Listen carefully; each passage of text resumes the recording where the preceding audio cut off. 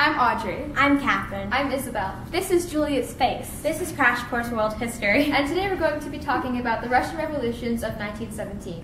Oh, teacher, did you mean revolution instead of revolutions? Yes, me from the past. Revolutions is plural because in 1917 Russia had 2 revolutions. You know, everything is bigger and better in Russia, or so they say. Anyways, by the end of the 18th century, Russia was not in the best shape.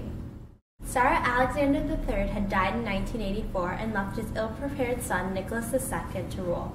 Nicholas didn't know what he was doing, making many Russians poor and starving. In 1905, the peasants revolted against the Tsar. After much turmoil, the king changed a few things. We have therefore ordered the government to take the following measures in fulfillment of our unbending will. Fundamental civil freedoms will be granted to the population. Participation in the Duma, legislative body, will be granted to those classes of the population which are at present deprived of voting powers. No law can come into force without its approval by the State Duma and the representatives of the people. That's from the Manifesto of October 17, 1905. That was all nice on paper, but as often happens in dictatorships, not much really changed for the working class. Tsar Nicholas added a parliamentary branch to the government, as he promised. It was called the Duma. The people were satisfied, sort of. They soon realized that nothing was really changing for the better. The new labor reform laws that were promised were adopted, but that was about it. Russia had to industrialize rapidly to catch up with the rest of the world. This resulted in low-paying jobs and widespread unemployment. There was still no food, and there was a huge economic gap between the rich and the poor. Citizens did not trust the government, and rightfully so, because it had become corrupt and inefficient. If Nicholas didn't agree with the Duma, he could simply overrule them. Contested and inclusive? I don't think so. The Russian government also began pushing for nationalism, but in this effort forced non-Russians to Russify. Of course I'll give up my culture, anything for the government. Ethnic minorities, obviously, did not like this. The final tipping point was World War I. Russia was ill-prepared for the war, like their ruler, and was no match for the German army. Russian casualties were high, and the economy was in shreds. Citizens blamed Nicholas for the failures at war. The Russian government wasn't so worried about a World War I invasion as they were about their very weak economy. Because everyone knows you can't invade Russia unless you are the Mongols. The Russian peasants were so unhappy that they joined together for massive demonstrations and strikes. These eventually led to the February Revolution. The February Revolution began in, you guessed it, March. To be exact, on March 8, 1917. The February Revolution began in March because Russia used the Julian calendar, which was about 1 month behind the Gregorian calendar. The revolt was in the capital Petrograd, presently known as St. Petersburg.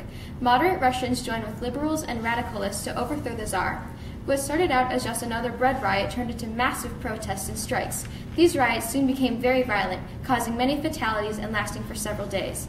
Originally, the Russian soldiers were working against the revolutionaries, but they soon joined the people in the crowds. The Russian soldiers even arrested the Tsar's ministers.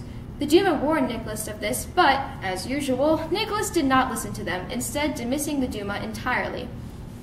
The Duma disobeyed these orders and formed the Provisional Government, with Alexander Kerensky as their eventual leader. Alexander Kerensky was a socialist and a former member of the Duma, as many of the prominent figures in the Provisional Government were. This new government gave more rights to the people, including the freedom of speech, religion, and assembly, as well as equality in the justice system. Now people were legally able to unionize and strike. On March 15th, a few days after the Provisional Government was established, Nicholas II abdicated the throne. He wanted his son Alexei to step up, but he had hemophilia and was too weak to rule. So instead, Nicholas asked his brother to rule. But Grand Duke Michael did not want the job. Smart guy. And that was the end of Russian monarchy and the 304-year reign of the Romanov house. Permanently. The revolutionaries got what they wanted for the end of the imperial government, and so everyone lived happily ever after. Just kidding! Now things really started to get chaotic. After the fall of the Tsar, Russia's involvement in the war continued and food shortages and rationing increased. In April 1917, the United States President Woodrow Wilson, in a message to Congress, encouraged the new mildly socialist government led by Kerensky to strengthen American-Russian ties, expecting the Russians to continue fighting in World War I. Though this was a goal of the provisional government, this was exactly the opposite of what the Russian people wanted. The Russian provisional government reorganized 4 times, but this did not help to fix the problems that afflicted Russia, and the people were still unhappy with their government. Also in April, the Germans helped Russian revolutionary Vladimir Lenin return from exile to Russia. Both the Germans and Lenin wanted Russia to stop fighting in World War I.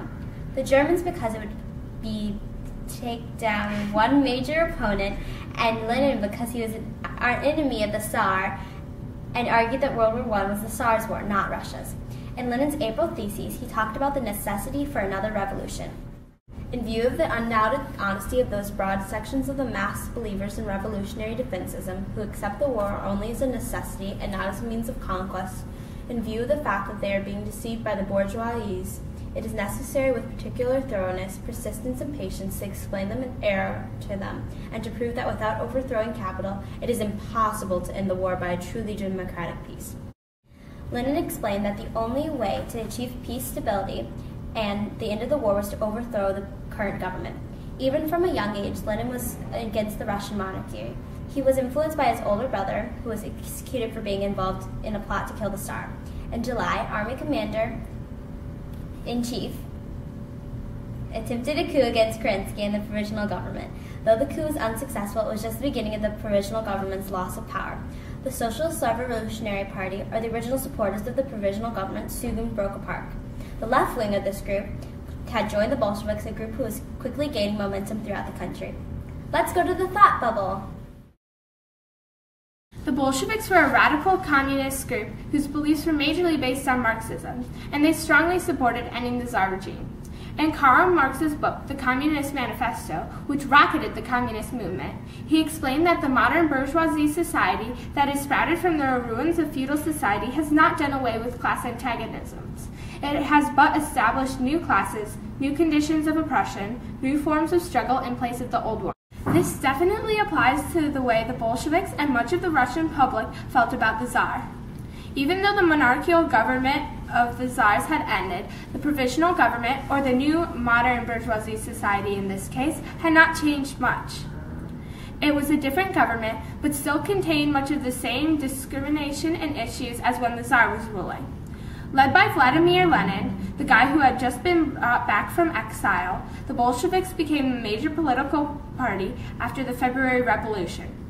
Lenin promised to end Russia's involvement in World War I, something that many people wanted, but was not a goal of the current provisional government.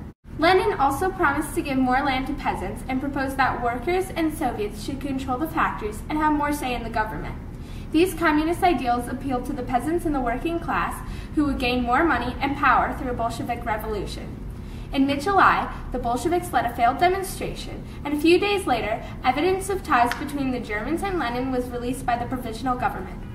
Many members of the public were angry that a Russian political leader was allied with their enemies at war, so members of the Bolsheviks were beaten, arrested, and had their homes and land destroyed. Because of this, Lenin fled to Finland. Even though Lenin was gone, Bolshevik ideals continued to grow more popular. They campaigned with a slogan of peace, land, and bread. In fall of 1917, Lenin began to plot another coup from Finland. Eventually, Lenin snuck back into Russia, where he argued for an armed takeover. At first, people were opposed to this idea, but soon enough, workers and soldiers were armed, excited, and ready to revolt. On November 6th and 7th, Lenin led the October Revolution that successfully overthrew the provisional government. The revolutionaries took over government buildings, media stations, and other important and influential locations, which they were able to do without much violence. This revolution put the Bolsheviks in charge. Once the communists were in power, a firing squad executed the entire Romanov family in a secluded basement and discarded their bodies afterwards. For several years after the assassination, people debated whether or not Nicholas's son and one of his daughters survived. This led to a lot of people claiming to be the last children of the last Tsar of Russia, as well as the weird Anastasia animated film that seems like a Disney movie but really isn't. Here's a fun fact. A woman named Anna Anderson claimed that she was the last princess, Anastasia Romanov, and people almost believed her. Many family members of the Romanovs said that she looked like Anastasia. In fact, she was almost given the royal inheritance. It wasn't until DNA testing came around that it was shown that she was not an Anastasia, but just another imposter.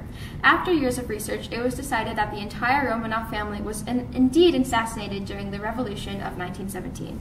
So, was the Russian Revolution really a success? Well, the Russian people wanted to get rid of the dictatorship in the Tsar, and this was accomplished. But, just like what usually happens in a dictatorial regime, another dictator was just reinstated. This is reflected in Lenin, who took dictatorship over Russia. Eventually, Lenin attempted to prove his dominance of Russia by creating violent prison camps containing criminals and political opposition. To take control of the economy, banks were nationalized, and a national council was created, but this was not enough. But some good things did come out of the Russian Revolution, or at least good for the Russian people.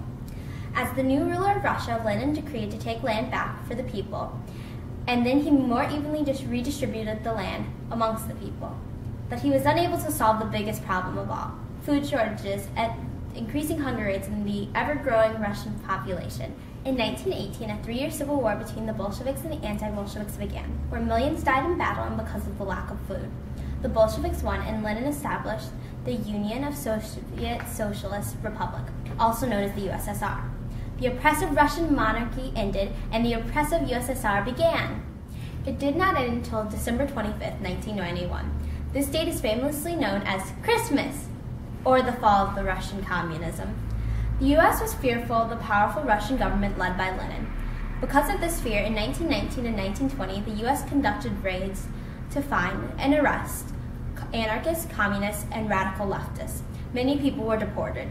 These raids were conducted because of recent bombings that caused a fear of Bolshevik uprising that would threaten the U.S. democracy.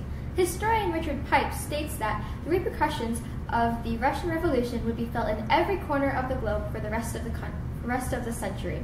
This is true, as the growing communism in Russia eventually spread to many other parts of the world. The original purpose of the Russian Revolution was to end Russian imperialism and better the lives of the Russian people. Though the Tsar regime ended, another equally powerful dictatorship just took its place. As far as improving people's lives, things did get slightly better, but Russia suffered from a lot of economic turmoil and wars during the rest of the 20th century. Thanks for watching Crash Course World History.